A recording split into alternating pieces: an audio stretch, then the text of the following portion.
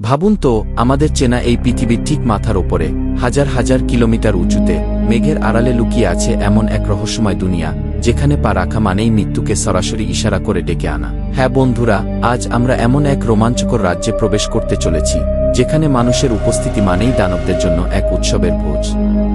কিছু সাহসী সৈনিক নিজেদের জীবনের পরোয়া না করে সেই মেঘের দেশের সীমানায় পাত রেখেছিল, কিন্তু তারা কল্পনাও করতে পারেনি যে তারা আসলে একটা জীবন্ত এবং হারহীন করা দুঃস্বপ্নের মুখোমুখি হতে চলেছে।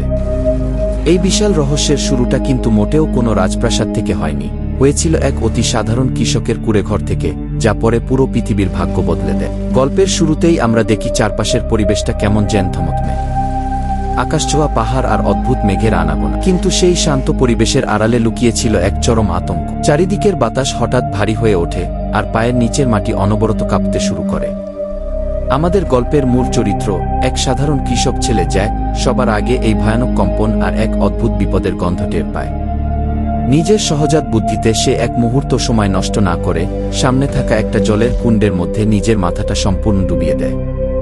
সে নিজের শ্বাস বন্ধ করে জলের নিচে লুকিয়ে থাকে, কারণ সে জানত যে ওপরের দুনিয়ায় টিকে থাকার একমাত্র উপায় হল নিজেকে সম্পূর্ণ অদৃশ্য করে ফেলা।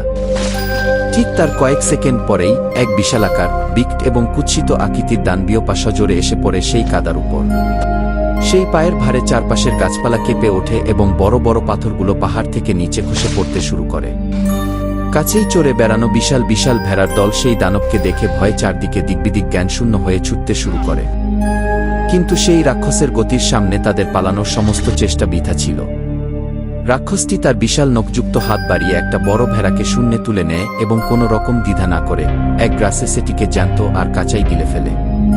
জলের নিচে চোখ খুলে এই হারহীন করা দৃশ্য দেখে জ্যাকের মনে হয় তার বুকের ভেতরের হৃৎপিণ্ডটা যেন চিরতরে বন্ধ হয়ে যাবে। সে ভয়ে সম্পূর্ণ অসাড় হয়ে যায়। ঠিক তার থেকে মাত্র কয়েক মিটার দূরে একটা বিশালাকার গাছের কাণ্ডের পেছনে লুকিয়েছিল রাজার এক বিশেষ সৈনিক। সে তখন ভয়ে কাঁপছিল, তার কপাল বেয়ে ঘাম ঝরছিল, কিন্তু ঠিক তখনই সে এক মারাত্মক ভুল করে বসল।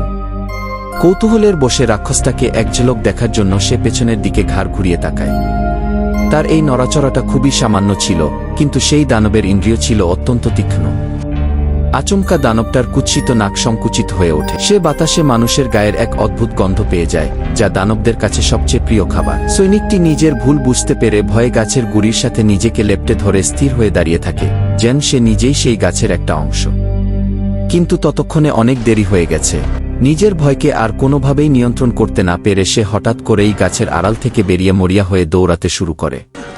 সে এখন পুরোপুরি সেই দানবের চোখের সামনে চলে এসেছে। সৈনিকটি নিজের প্রাণ বাঁচাতে বনের ভেতর আপ্রাণ ছুটছিল, তার পায়ের জুতো ছিঁড়ে যাচ্ছিল, কিন্তু সেই দানবের লম্বা লম্বা ড্যাঙার সামনে মানুষের ছোট ছোট পায়ের কোনো তুলনাই ছিল না। মাত্র কয়েক সেকেন্ডের মধ্যে রাক্ষসটি তাদের মাঝখানের দূরত্ব কমিয়ে আনে এবং পিছন থেকে এমন এক জোরালো